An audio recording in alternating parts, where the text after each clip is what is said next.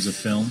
And as I said earlier, we're very excited today on the Sounds of Film to have as our special guest Gerald Celente. He's the publisher of the Trends Journal, and you may recognize him from many documentaries, including The Obama Deception and College Conspiracy. Gerald, are you with us?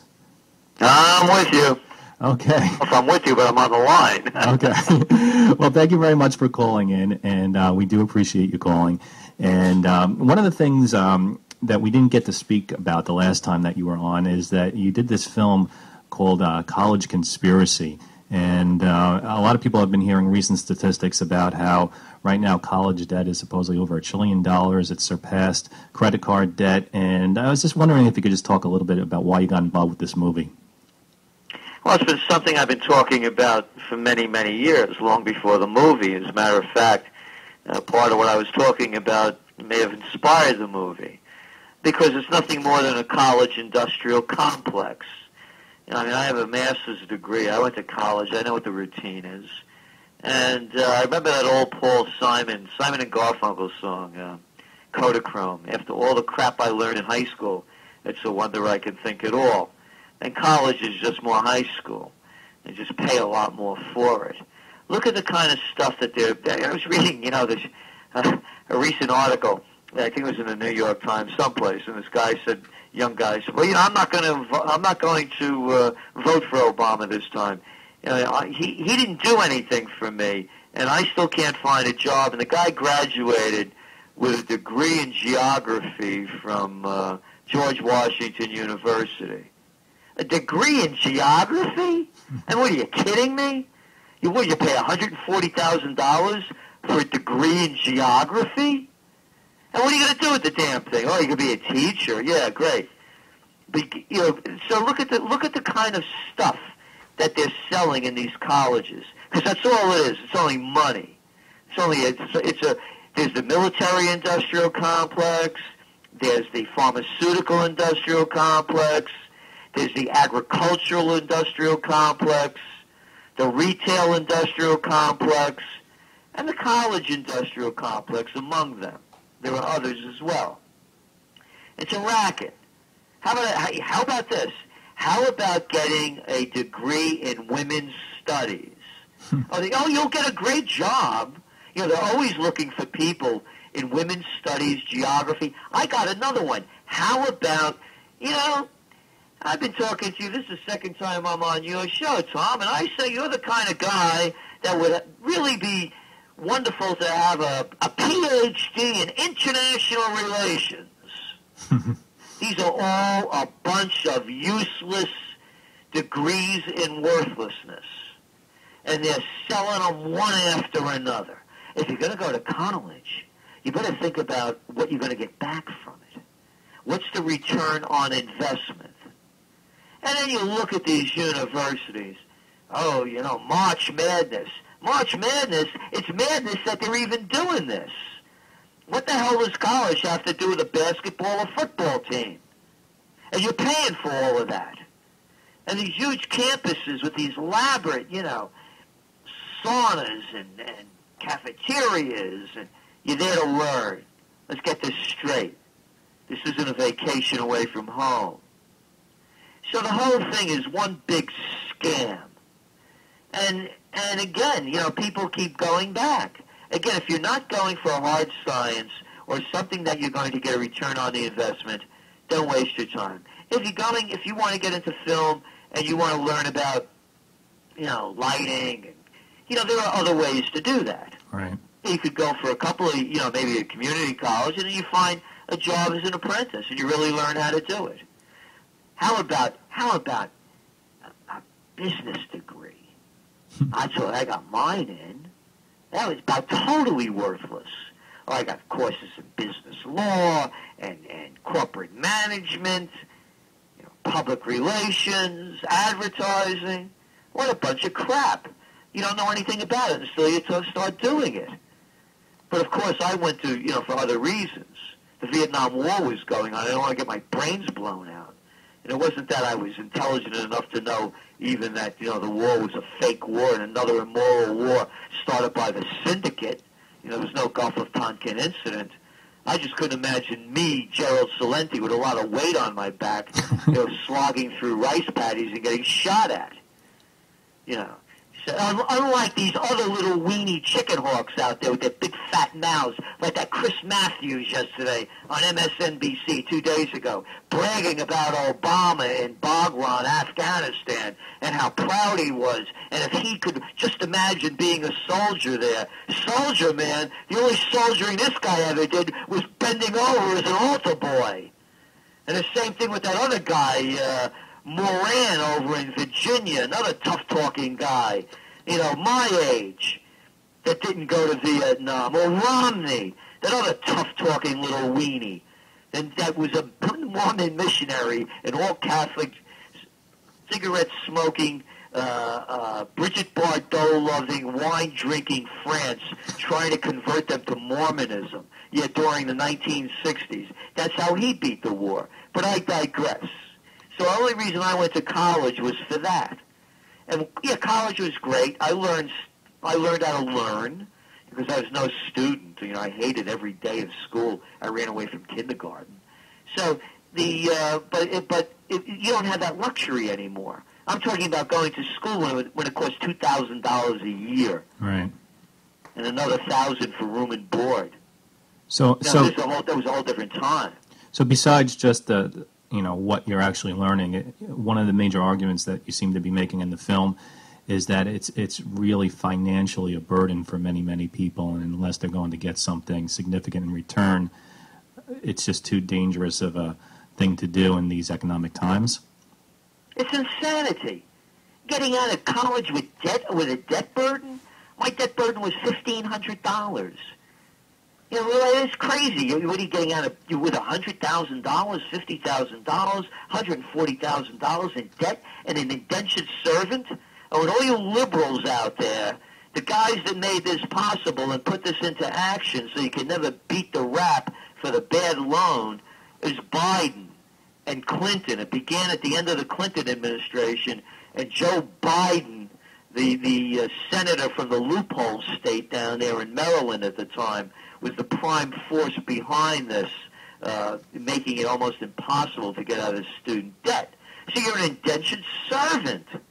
That's all you are. I mean, if you bought a house, at least you would have something. But what do you get, a piece of paper? Look, if you don't go to Harvard, Princeton, Yale, or any of the top universities, the only reason you go there is to get in the club. And that's what this is about. It's all a club. So if you're going to Ohio State or, some state college, other than, again, if you're not, the only reason you go there is to get in the club. And that's what this is about. It's all a club. So if you're going to Ohio State or, some state college, other than, again, if you're not getting a hard science or a degree that you could use, you're just throwing money away, in my belief. Okay. We're speaking with Gerald Celente, the publisher of the Trends Journal, and he has a remarkable edition of the Trends Journal out right now that's available if you go to his website, thetrendsjournal.com. And one of the major sections in your new Trends Journal is an interesting one comparing our current times to George Orwell's 1984. Can you talk about some of those comparisons that you notice in terms of how things are today compared to what Orwell wrote about? Yeah, let's begin with, it actually began under Bill Clinton, and I wrote about this in my book, Trends 2000, which came out in January of 1997. And following the Oklahoma City bombing, they pushed through a Fourth Amendment robbing bill, a rights bill, that they couldn't push through before the Oklahoma City bombing, but they got that through. And then, of course, following 9/11, with the Raping of the Constitution Act, better known as the Patriot Act, we began to lose more and more rights. And then Obama's come in, and he's out Bush, and Clinton by miles. And here are the facts. The first fact is the reinstatement, of course, of the Patriot Act, and adding more onto it than Bush even had after Obama said he wasn't going to. But then on New Year's Eve in 2011, just a couple of months ago, when no one was paying attention to the news, because who's tuned into the news on New Year's Eve, President Obama signed into law the National Defense Authorization Act, which gives El Presidente of los Estados Unidos, I say that because we become a banana republic, the sole authority to identify anybody that they want as an enemy of the state or a belligerent of the state, which of course would include me. And because I don't believe in their baloney, and I talk about it, so that's belligerence right there. I don't buy the party's line, the syndicate's line, and they could take without any writ of habeas corpus, without any charges, without any jury, without any judge, without any attorney, without any rights at all. The military could come and take me away or anybody that they want, blow my brains out, do whatever they want. Send me to the Dick Cheney School of Waterboarding, whatever they feel like doing. That was passed. Also passed with that act was a repeal of the Posse Comitatus Act of 1878. What that act prevented was the military to take over police duties. Now they can. The military could do anything that they want, go into any state, any city, any village, and take over complete control. That was signed by President Obama. I like Obama. Every time you tell people all the things that he's done that they hate, I like Obama. Then Obama, on Friday afternoon, 7 o'clock in the evening, actually, because as a trend forecaster, and I write about these things, and I've been doing it for years, one of the things that the government does is when everybody's not paying attention, they put news out, like I just mentioned about the National Defense Authorization Act. Friday is the day that they release information that they're obliged to release when all of the press has left the Capitol.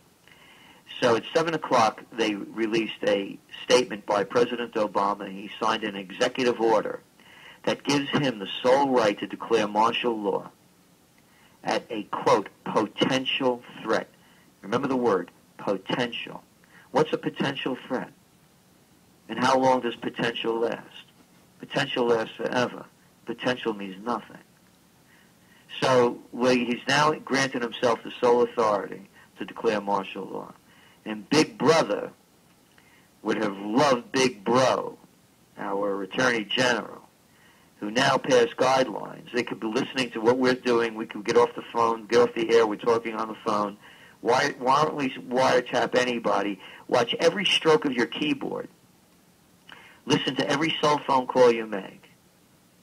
Watch you with surveillance cameras. And then they're building algorithms to determine whether or not you are a potential threat to the state. Now, I'm not making this up. It's all in the Trends Journal, all outlined in chapter and verse. So that's what's going on in this country. I just got back from Berlin, and I'm looking around, and I see all these beautiful buildings. I travel, you know. I've been to Paris many, many, many times. And to me, as I look at Berlin, it was grander than Paris was before World War II. And now you look at it, you see all these beautiful buildings. But in between them, for blocks at a time, you see new construction, post-World War II construction, because the place was bombed out, as was Hamburg and Dresden and other major cities. And I said to myself, the Germans, they had to be, in the 1930s, the highest civilized people in the West. I mean, these people got it together, man. I mean, they were engineering, they were culture, they were, you know.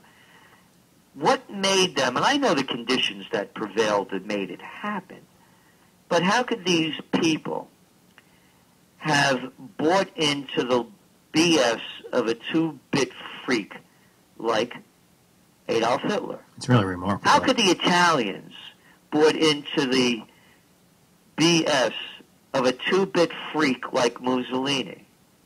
How could the Americans have bought into the BS of Bush? How do they buy into the BS of every politician out there? I just watched this presidential reality show of Obama up at Bagram Air Force Base, and it was Bush level. The only thing he needed was mission accomplished. How could they buy into this two-bit freak show? So that's what's on my mind. And that's what I see going on. And I talk to my German friends. And one woman told me she had an argument with her grandmother when she was about 17 years old. She's in her late 40s now. She said, how could the people have let them take the Jews away? How could they have let them destroy this country like this? And the grandmother said, so you don't understand. We couldn't speak out. But it didn't happen in one day. They kept taking our rights away from us, slowly, slowly, slowly, until we had none left. Welcome to America with a K. I'm looking at the headlines of all the papers today. New York Times, Wall Street Journal, Financial Times. There's a picture of that dissident, Chen, from China. What a big deal they're making out of it. Yeah? How about the dissidents of the United States that get their heads bashed in or made to sleep and walk around nude all day like they do to Bradley Manning? How come that's not on the front page of the prostitute press? How come they're not talking about all the rights that we're losing? How about watching all the cops beating the hell out of people every time they step out of line? That's happening right here, and the people have lockjaw, no spine, and they're going the way that other countries are going. Why are the people like this right now? Because they lacked, in my estimation, I don't tell anybody what to believe, unlike these wankers on TV that keep telling you what you should believe. My motto is think for yourself. This is the way I see it. And I'm not leading anybody. And I'm a trend forecaster. If I sound as though I'm angry, it's because I'm a forecaster. And I see the ship heading toward the iceberg, and I got some clown up there saying, just listen to the band and what a wonderful evening it is. Don't pay any attention. So I see the future, and it troubles me. So people, calm down, take a deep breath. And that's why people aren't reacting, because they've lost their courage. They've lost their dignity and respect. They've lost their integrity, as the way I see it, in a culture that's filled with CNN, Cartoon News Network, and CBS and ABC and all of these little phonies out there, these prostitutes, and they listen to them. And they cheer and they jump up and down when the politicians throw out two-bit lines. So to me, it's about the people. It's about the individual.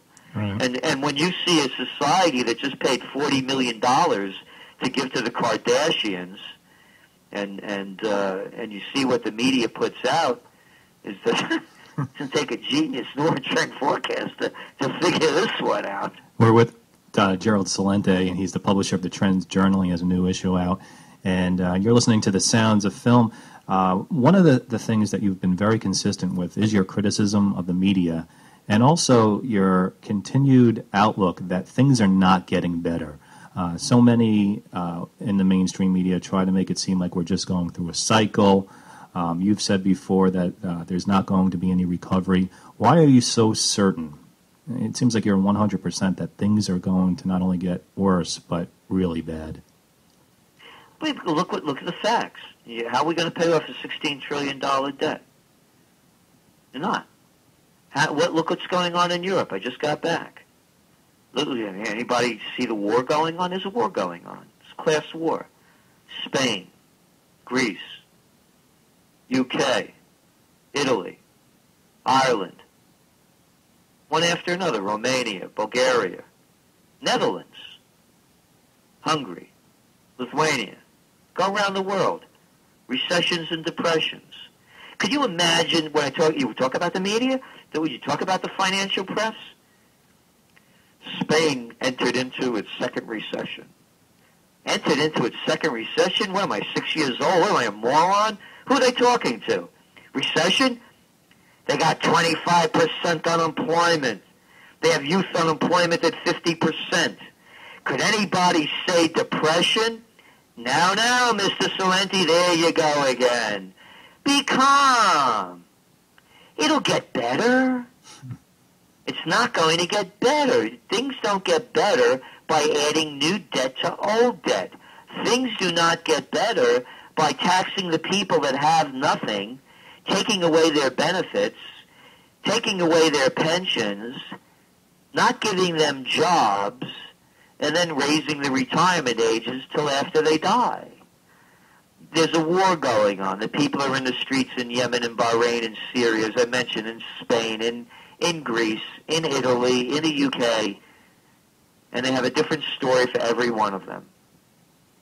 But the story's all the same. When the money stops flowing down to the man on the street, the blood starts flowing in the streets. The first great war of the 21st century has begun. It's no different than all of the other wars. It's about money, period, paragraph. And the bankers, they just have a new name.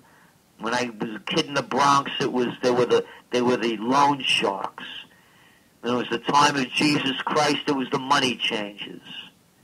And now they have different names. Jamie Dimon, Lloyd Blankfein, Citigroup, Crime Organization, the Deutsche Bank Bandits, the Merrill Lynch mob. It's all the same. We're speaking with Gerald Celente, the publisher of the Trends Journal, and I know you have to get going. Is there anything that you can tell us that you sense is going to be happening before you go, and what you see to be like the immediate next 6 months? I believe that they're taking our rights away from us, and they're ready to declare some type of economic martial law when the systems collapse. And that's what you're going to see more of. There's no salvaging what's going on in Europe. Again, we just saw the Dutch government fold. We just saw that France is now in turmoil as well. So there's no way out of this. There's no way out in the United States.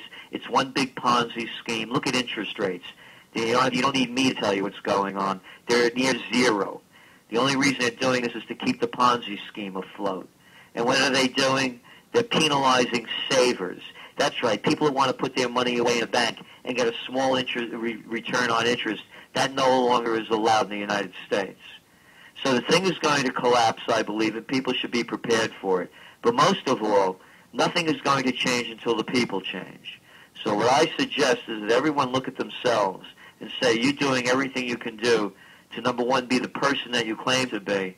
And if you are, do you have the courage enough to continue to be that person and not listen to a lot of baloney that's being shoveled down your throat by the prostitutes and the politicians? And by the way, I look at this. I was the assistant to the Secretary of the New York State Senate. I used to run political campaigns in Westchester County. One of our chief writers is Dr. Paul Craig Roberts. He's the former Assistant Treasury Secretary under Ronald Reagan. We're guys that have been around another story. It's a criminal operation. And to me, anybody that supports the Republican and Democratic syndicate is a syndicate. You give another name, the Bananas or the Gambinos. To me, anybody that supports these unjust wars, immoral wars, drone attacks, and everything else that's going on, the raiding of our Constitution, the taking of our money to give to their buddies on Wall Street, anybody that supports those two organizations within the syndicate, to me, is an accessory to the crime. So you make up your own mind. Gerald Celente, thank you very much for joining us here on The Sounds of Film, and I recommend that anyone who's interested in what Gerald has to say, check out his movies, the College Conspiracy. He was also in the Obama Deception. They are available on YouTube, and you can read more about what Mr. Celente is talking about today in the Trends Journal. And what's your website again, Mr. Celente? Trendsjournal.com. Trendsjournal.com. Okay. Well, thank you very much for joining us and sharing your views. Okay. Have a great night.